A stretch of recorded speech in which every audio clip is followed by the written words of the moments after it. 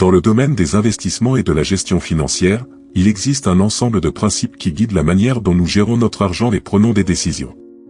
Parmi ces principes, certains concepts et pratiques se démarquent, remettant souvent en question les approches conventionnelles. Dans cette analyse, nous explorons une gamme d'idées sur la répartition d'actifs, la diversification, le risque et l'investissement sur soi-même. Des critiques des stratégies populaires d'allocation de capital à l'importance d'une communication efficace et d'un investissement personnel, chaque sujet offre une perspective unique sur la façon d'optimiser et de protéger le patrimoine. Explorons ces sujets et comprenons comment ils peuvent façonner nos décisions financières pour réussir à long terme. Allocation en espèces.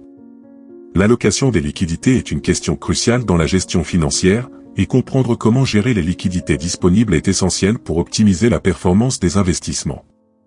L'approche traditionnelle consistant à conserver un pourcentage fixe en espèces, comme le recommandent certaines stratégies de Wall Street, peut sembler une approche sûre, mais elle n'est souvent pas la plus efficace.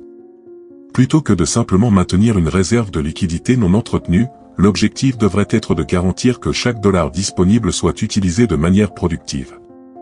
L'idée de maintenir une position de trésorerie fixe, par exemple 60% en actions et 30% dans une autre classe d'actifs, est une pratique courante mais ne convient pas nécessairement à tous les investisseurs.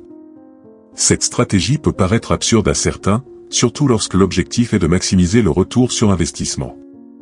La clé est de trouver des offres et des opportunités qui en valent vraiment la peine, plutôt que de simplement suivre des règles strictes. Les liquidités disponibles peuvent provenir de diverses sources, telles que la vente d'actifs ou des entrées de fonds inattendus. Lorsque cela se produit, on peut être tenté d'allouer rapidement ce capital pour maintenir une stratégie préétablie. Il est toutefois crucial de se demander s'il existe de réelles opportunités justifiant cette allocation. S'il n'existe actuellement aucun investissement prometteur, conserver des liquidités en main peut être un choix plus judicieux. Le défi consiste à trouver des moyens productifs d'utiliser le capital disponible. Au lieu de simplement laisser l'argent inutilisé, il est plus avantageux de chercher des moyens de l'utiliser dans des opportunités génératrices de valeur et de croissance. Cela peut impliquer d'attendre une opportunité d'investissement plus attractive ou d'ajuster la stratégie d'investissement en fonction des conditions du marché et des opportunités qui se présentent. Par conséquent, l'approche de l'allocation des liquidités doit être plus dynamique et flexible. Au lieu d'être lié à des pourcentages fixes ou à des règles rigides, l'accent devrait être mis sur la maximisation de l'utilisation du capital disponible de manière efficace et productive. Cela nécessite une analyse constante des conditions du marché et une volonté d'ajuster la stratégie si nécessaire, en s'assurant que l'argent est non seulement là, mais qu'il sert efficacement à atteindre les objectifs financiers souhaités. Opinion sur le marché. C'est souvent difficile à croire, mais Charlie et moi ne nous sommes jamais fait une opinion précise sur le marché dans son ensemble. Nous pensons qu'essayer de prédire le comportement du marché est non seulement futile, mais peut également interférer avec les décisions prudentes que nous prenons concernant des entreprises spécifiques. Notre approche est basée sur l'analyse et l'évaluation individuelle de chaque opportunité d'investissement, plutôt que d'être influencée par les fluctuations ou les prévisions générales du marché.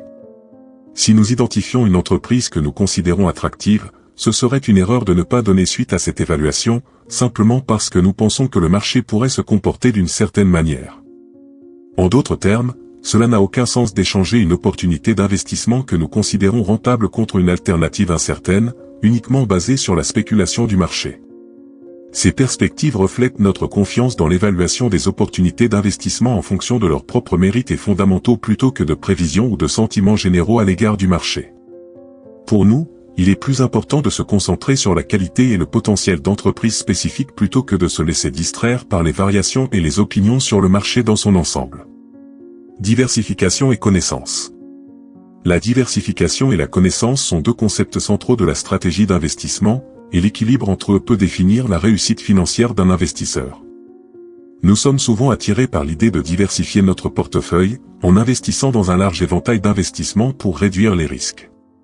Cependant, cette approche peut être plus complexe qu'il n'y paraît et ne constitue pas nécessairement la meilleure stratégie pour tout le monde. Investir dans une variété d'actifs peut sembler un moyen logique de se protéger contre des pertes potentielles, car l'idée est que si un investissement ne donne pas de bons résultats, d'autres peuvent compenser cette perte. Cependant, cette diversification peut devenir davantage une protection contre l'ignorance qu'une stratégie basée sur une réelle connaissance de l'investissement. Lorsque nous nous limitons à la diversification, nous pouvons finir par investir dans des entreprises et des secteurs que nous connaissons peu ou pas du tout, ce qui peut entraîner des décisions moins éclairées et, par conséquent, des investissements moins efficaces. Pour ceux qui possèdent les compétences et les connaissances nécessaires pour analyser les entreprises et les marchés en profondeur, une diversification excessive peut s'avérer inutile. Investir dans un grand nombre d'actions ou d'actifs peut diluer l'impact d'investissements véritablement solides et bien documentés. Au lieu de cela, se concentrer sur quelques entreprises exceptionnelles et y investir massivement peut s'avérer une stratégie beaucoup plus efficace.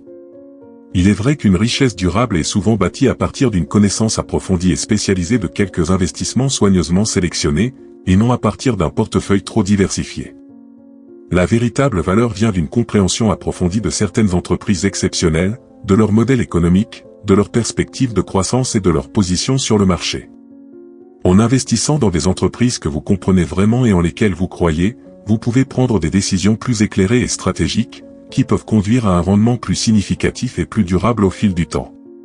En bref, la diversification ne doit pas se substituer à la connaissance et à une analyse approfondie, cela devrait compléter la capacité d'identifier et d'investir en toute confiance dans des opportunités vraiment remarquables. Mesure de risque et de volatilité. Dans le monde de l'investissement, la volatilité est souvent confondue avec le risque réel. Bien que la volatilité soit une mesure utile pour comprendre l'évolution des prix d'un actif au fil du temps, elle ne rend pas pleinement compte du risque associé à un investissement. Le bêta, par exemple, est une mesure qui évalue la volatilité d'un actif par rapport au marché général. Cependant, le bêta ne reflète pas nécessairement le risque réel de l'investissement, car il est basé sur la variation historique des prix et ne prend pas en compte la nature spécifique de l'actif ou le contexte économique. La volatilité passée, bien qu'informative, ne constitue pas un indicateur fiable du risque futur. La dynamique du marché peut changer et les conditions économiques peuvent évoluer, ce qui signifie que la volatilité passée peut ne pas refléter fidèlement les incertitudes futures. Par exemple, lors d'investissements dans des terres agricoles, la perception du risque peut être faussée.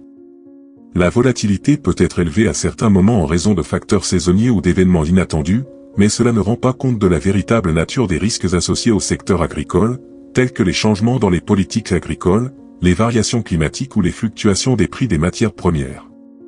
Pour vraiment comprendre le risque, il est essentiel d'analyser la nature de l'entreprise et les aspects économiques impliqués. Cela implique de prendre en compte des facteurs tels que la durabilité du modèle économique, la capacité d'adaptation aux changements économiques et l'impact des facteurs externes. Au lieu de s'appuyer uniquement sur des mesures mathématiques comme la volatilité, il est crucial d'adopter une vision globale qui prend en compte les réalités opérationnelles et les risques spécifiques au secteur. Cette approche permet une compréhension plus approfondie du véritable risque associé à un investissement et vous aide à prendre des décisions plus éclairées et stratégiques. Qualité capricieuse. Dans le monde de l'investissement, la qualité du tempérament est souvent plus cruciale pour réussir que l'intelligence pure. Même si un QI élevé peut être un avantage, ce n'est pas une condition indispensable pour exceller dans le domaine des investissements. Ce qui distingue vraiment les investisseurs qui réussissent, c'est leur capacité à conserver une personnalité stable et à ne pas se laisser influencer par l'opinion populaire. La qualité capricieuse fait référence à la capacité à rester calme et concentré, même face à la volatilité et à l'incertitude. Les investisseurs qui ont un tempérament équilibré sont moins susceptibles de prendre des décisions impulsives basées sur les émotions ou la pression du marché. Au lieu de suivre le courant de la foule et de prendre des décisions basées sur des tendances passagères, ces investisseurs ont la capacité de penser de manière indépendante. Garder une vision claire et objective est essentiel. Cela signifie évaluer les opportunités et les risques sur la base de données et d'un raisonnement solide, plutôt que de se fier aux rumeurs, aux prévisions trop optimistes ou à la pression exercée pour agir en fonction du sentiment du marché. Les investisseurs de bon tempérament savent que réussir sur le marché nécessite souvent de la patience et de la discipline, ainsi qu'une compréhension approfondie des fondamentaux sous-jacents aux investissements qu'ils envisagent. De plus, ces investisseurs sont capables de résister à la tentation de modifier fréquemment leur stratégie simplement pour s'aligner sur les fluctuations du marché. Ils comprennent que les décisions d'investissement doivent être basées sur des analyses rationnelles et réfléchies, et non sur des réactions momentanées aux événements actuels. Par conséquent, la qualité capricieuse implique la capacité à rester centré, à contrôler ses émotions et à prendre des décisions éclairées basées sur une analyse objective. C'est cette stabilité émotionnelle et cette indépendance de pensée qui se traduisent souvent par un succès à long terme dans le monde de l'investissement. Investissement en vous-même. Le meilleur investissement que vous puissiez faire est en vous-même. Lorsque nous parlons d'investir sur vous-même, nous faisons référence à l'amélioration continue de vos compétences et à votre développement personnel. Parmi ces compétences, les compétences en communication sont extrêmement importantes. Avoir la capacité de communiquer vos idées de manière claire et efficace peut augmenter considérablement votre valeur personnelle et professionnelle. Si vous ne parvenez pas à transmettre efficacement vos idées, c'est comme essayer de faire un clin d'œil à quelqu'un dans le noir, le message ne sera pas reçu comme vous le souhaiteriez. Investir dans le développement de compétences telles que la communication améliore non seulement vos interactions quotidiennes, mais ouvre également la porte à de nouvelles opportunités. Une communication efficace est un différenciateur qui peut avoir un impact sur tous les domaines de votre vie, de votre carrière à vos relations personnelles. De plus, ce type d'investissement est insensible aux facteurs externes et peut être continuellement amélioré. En investissant en vous-même, vous créez un atout que personne ne peut vous enlever. Il s'agit d'un investissement qui prend de la valeur au fil du temps et procure des avantages durables, ce qui le rend fondamental pour votre réussite et votre croissance personnelle. Allocation d'actifs et stratégie. L'allocation d'actifs est une stratégie d'investissement qui est souvent présentée avec des formules rigides, comme conserver un pourcentage fixe d'argent en actions et en obligations, par exemple 60% en actions et 40% en obligations. Cependant, cette approche peut être considérée comme un concept dépassé, voire inefficace dans certains contextes. Le problème de cette stratégie est qu'elle peut limiter la flexibilité nécessaire pour s'adapter aux conditions et opportunités du marché à mesure qu'elles se présentent. Au lieu de suivre des formules prédéfinies, l'idéal est d'adopter une approche plus dynamique et réactive. Détenir une position sur des instruments à court terme peut offrir liquidité et flexibilité, vous permettant de profiter des opportunités d'investissement à mesure qu'elles se présentent. La véritable compétence en investissement ne vient pas du respect de règles strictes en matière d'allocation d'actifs, mais du fait de savoir quand et comment investir, sur la base d'une analyse minutieuse et d'une compréhension approfondie du marché. L'allocation d'actifs traditionnelle peut souvent être considérée comme une astuce marketing visant à donner l'impression que la gestion des investissements nécessite l'intervention d'experts. En réalité, la capacité d'identifier et de réagir aux opportunités d'investissement est bien plus précieuse.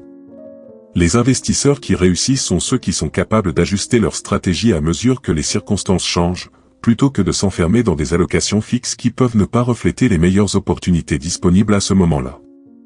Par conséquent, l'approche idéale en matière d'allocation d'actifs est celle qui est adaptable et motivée par une analyse continue du marché et des opportunités. Investir sur la base des connaissances et de la flexibilité, plutôt que de suivre des formules prédéfinies, peut entraîner de meilleurs rendements et une stratégie d'investissement plus efficace et plus réussie. Propension à jouer et à parier. La propension humaine à jouer est une caractéristique notable de la nature humaine, comme en témoigne l'attrait universel du jeu et du risque. De nombreuses personnes sont attirées par le potentiel de gains importants en échange d'investissements relativement modestes, un attrait qui se reflète non seulement dans les casinos et les loteries, mais également dans le day trading. Ce type de trading à court terme sur les marchés financiers ressemble souvent à un jeu de hasard, dans lequel les investisseurs sont motivés par la possibilité de réaliser des profits rapides et substantiels sans prendre suffisamment en compte les risques encourus. La facilité d'accès aux paris, comme le démontre la légalisation des casinos dans plusieurs régions, a un impact direct sur l'augmentation de la participation des gens aux jeux de hasard. Un marketing agressif et la disponibilité constante d'options de paris signifient que de nombreuses personnes s'impliquent sans pleinement considérer les conséquences financières et émotionnelles. Cette facilité d'accès peut augmenter la fréquence avec laquelle les gens jouent et la gravité des problèmes associés, tels que la dépendance et les pertes financières. Le jeu, souvent décrit comme une « taxe sur l'ignorance », exploite le manque de compréhension des probabilités et des risques encourus. L'idée selon laquelle vous pouvez gagner de gros prix rapidement et facilement est une illusion qui détourne l'attention des chances réelles de perdre. Il est socialement inquiétant, voire révoltant, lorsque les gouvernements, au lieu de protéger leurs citoyens et de promouvoir des politiques sociales, exploitent ces faiblesses humaines. Au lieu de fournir un soutien et une éducation pour aider les individus à prendre des décisions financières plus éclairées, la légalisation et la réglementation des jeux profitent souvent des pertes des participants, contribuant ainsi à un cycle d'exploitation et de vulnérabilité. L'approche idéale pour lutter contre la propension au jeu implique une éducation financière et une sensibilisation aux risques associés. Il est essentiel que les politiques publiques non seulement réglementent les pratiques de jeu, mais qu'elles encouragent également la responsabilité et fournissent des ressources aux personnes aux prises avec une dépendance. L'accent devrait être mis sur la protection et l'éducation des citoyens plutôt que sur l'exploitation de leurs faiblesses à des fins financières. Croissance contre valeur. La relation entre croissance et valeur est souvent mal comprise, avec l'idée qu'il s'agit de catégories complètement différentes, alors qu'en réalité, elles sont interconnectées et font partie de la même équation d'investissement. La séparation rigide entre actions de croissance et actions de valeur, souvent préconisée par les analystes et stratèges de Wall Street, ne rend pas compte de toute la complexité de cette relation. La croissance est un facteur qui peut potentiellement ajouter de la valeur à un investissement, mais cela ne se produit que lorsqu'elle génère des rendements supérieurs à l'investissement initial. Le véritable bénéfice de la croissance ne se mesure pas seulement par l'augmentation des revenus ou l'expansion de l'entreprise, mais aussi par la capacité à générer des rendements proportionnés au capital investi. En d'autres termes, la croissance est positive pour la valeur lorsqu'elle se traduit par des rendements financiers significatifs pour les actionnaires. La manière dont une entreprise se développe et le rapport entre l'investissement nécessaire à cette croissance et les rendements obtenus sont déterminants pour évaluer la qualité de l'investissement. Une croissance durable et bien gérée peut être extrêmement bénéfique. Par exemple, le cas de Syscandy illustre à quel point la croissance peut être un atout précieux, dans la mesure où l'entreprise a réussi à étendre efficacement sa présence sur le marché et à augmenter ses bénéfices, générant ainsi de solides rendements pour ses investisseurs. Toutefois, la croissance n'est pas toujours un signe positif. Il existe des situations où la croissance peut être préjudiciable, surtout lorsqu'elle est associée à des coûts élevés et à de faibles marges bénéficiaires. L'exemple des compagnies aériennes démontre que même si un secteur est en expansion, cela ne garantit pas nécessairement un retour sur investissement positif. Les compagnies aériennes sont souvent confrontées à des défis importants tels que des coûts d'exploitation élevés et une concurrence intense, qui peuvent limiter les bénéfices de la croissance et avoir un impact négatif sur la valeur actionnariale. Par conséquent, lorsqu'on envisage des investissements, il est important d'évaluer comment la croissance de l'entreprise se traduit en valeur réelle. L'analyse doit se concentrer sur l'efficacité de la croissance à générer des rendements financiers supérieurs à l'investissement initial, en tenant compte à la fois des opportunités et des risques associés. L'équilibre entre croissance et valeur est essentiel pour identifier les bonnes opportunités d'investissement et garantir que le capital investi produit les rendements attendus.